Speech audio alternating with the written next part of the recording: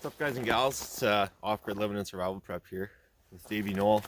So there's something I want to talk about today, and I thought this would be a cool video to do. A couple of years ago, I was in the bush.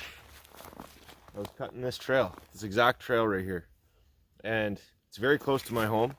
I can see my home from here, and what had happened was I got lost, and I got lost very, very quickly, and I found myself in a pretty bad situation. I was at the point of me getting lost. I was only about 500 meters, maybe half kilometer from my main trail, which runs right behind the camera here, and I was cutting the trail with my chainsaw and various equipment, and I all of a sudden went in a circle, and I couldn't find where I was. It was late fall. There was no snow on the ground. The ground was squishy and wet because I'm in a bit of a swampy wetland here, and there was a lot of greenery left on the in the forest, so I couldn't really see where I was going. The winter's a bit easier; you can track your trails out, but this was an odd situation. This is a fall situation of getting lost, which happens a lot, especially with hunters, people hiking, stuff like that.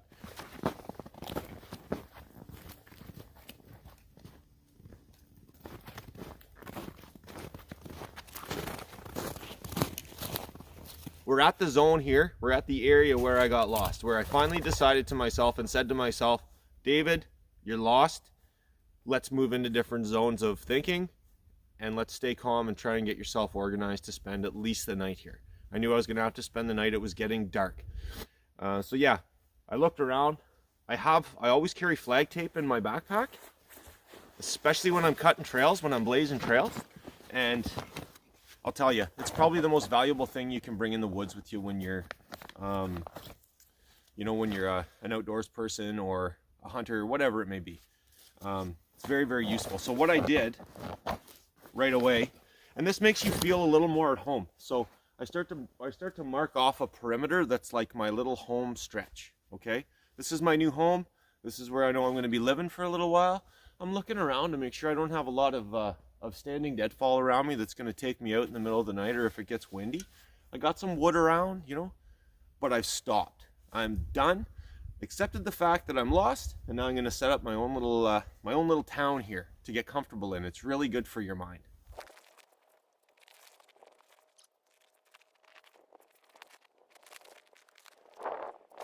Okay, so as you can see, I've set up this would be my town perimeter.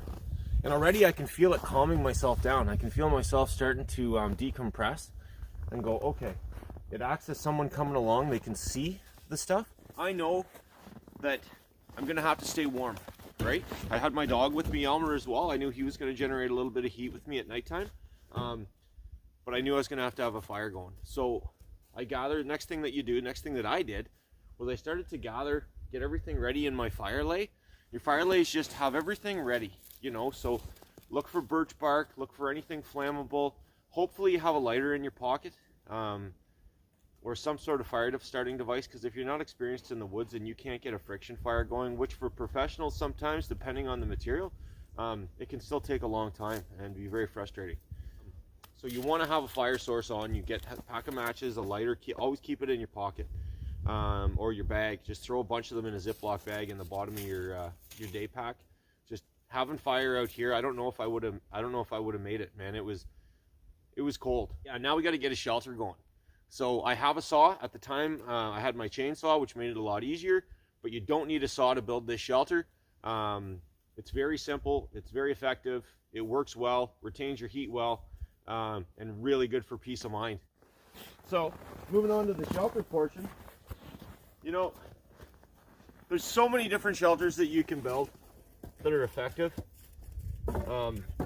do their job in the woods. But there's one that I rely on that's just really, really simple, and this is the one that I built that day.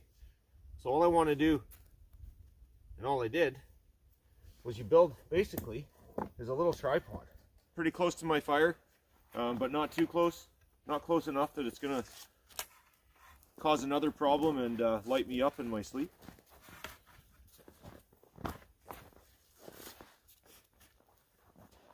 Like this, your tripod. And then you have a ridge pole. So back here, I've cut this old poplar. I got this old poplar here. I'm just going to stick that in there.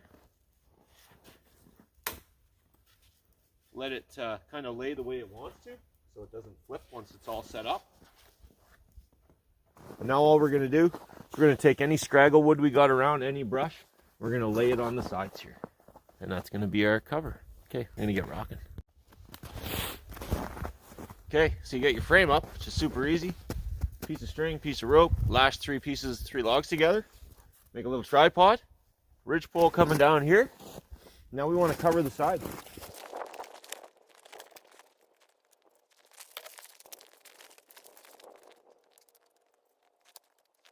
And then here's your shelter for the night. So this is what I stayed in for the night. I mean, I basically built this with nothing. Bit of string I had in my pocket.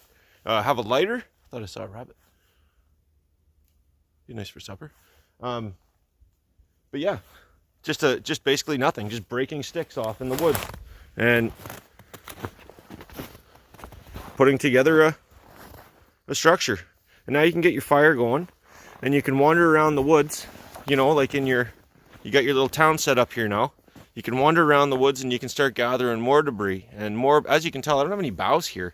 I've got no spruce or pine boughs to lay in for bedding or nothing, but at least I have a bit of cover, a little bit of protection from the wind. And now I can go around in the bush and I can gather some of this old grass and some of this old dead stuff that's here, ferns, whatever I can find. And you're going to pile that on that shelter to keep a little bit of the wind out. And keep a bit of your heat in. Yeah, it's time to light the fire and to start surviving and take a break. You know, getting lost is very stressful, but you get to a point in it where you just say, okay, I've done my best.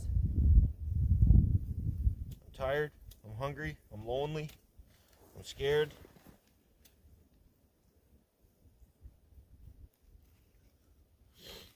I gotta survive. You know, can't emphasize enough how important it is to bring a lighter with you in the bush, or a couple, or a box of matches, waterproof matches, whatever it may be. Because it was, in my situation, really the difference between, I believe, life and death. Because it did get very, very cold. Like tonight, it'll go down to minus 20 degrees Celsius. At that particular time in the fall, I believe it was around 0 degrees. Pretty much consistently the whole day, and then at nighttime my body temperature really plummeted because I was laying on the ground and I was soaking in that moisture from the ground.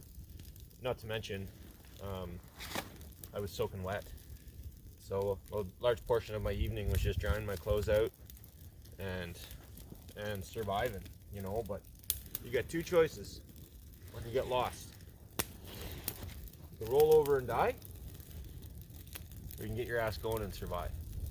So I hope at the very least this video showed you what to do when you get to a point in your outdoorsing life and you find yourself lost, which I hope you don't, that you can just admit that you're lost, one. Secondly, start to get a plan into place, get yourself some firewood and some a means of heat going, gather it all up, and then start building your debris shelter out of whatever you got. And pack your day bags with you. Take whatever you can in your day bags. Pack those things full with water, a small pot, a tarp, a couple big garbage bags. It all comes in useful out there, but make sure you got a source of fire. And most people get lost within a kilometer of their home. There was 50,000 reported rescue missions last year by people getting lost either by land or at sea. And a lot of those people didn't make it home. And a lot of those people, Yosemite National Park had 4,600 reported rescue cases last year. Just within their park. So it shows you how easily that even the skilled, you know, it seems like the more amateur people are safer because they don't have the confidence, so they don't push themselves like we do. We like to test our boundaries and think we're better than what we are just by spending a bit of time in the woods and whatnot. But confidence is a killer.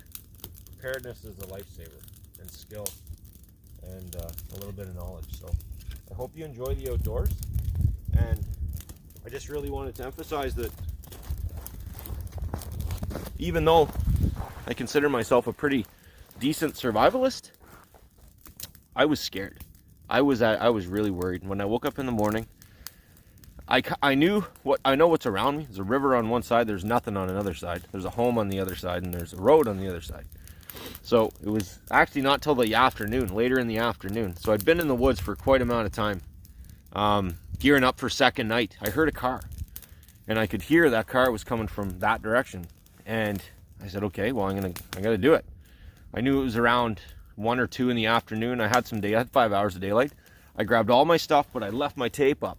Because if I get lost, I want to have my stuff with me so I can start over. I can start another camp.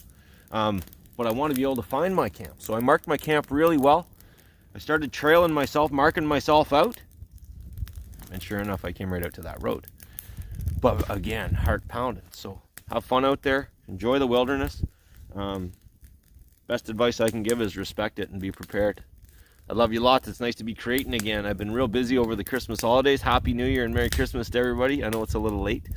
But yeah, enjoy the woods wherever you are, and I hope you're staying safe, happy, and healthy. And thanks for tuning in. Bye for now.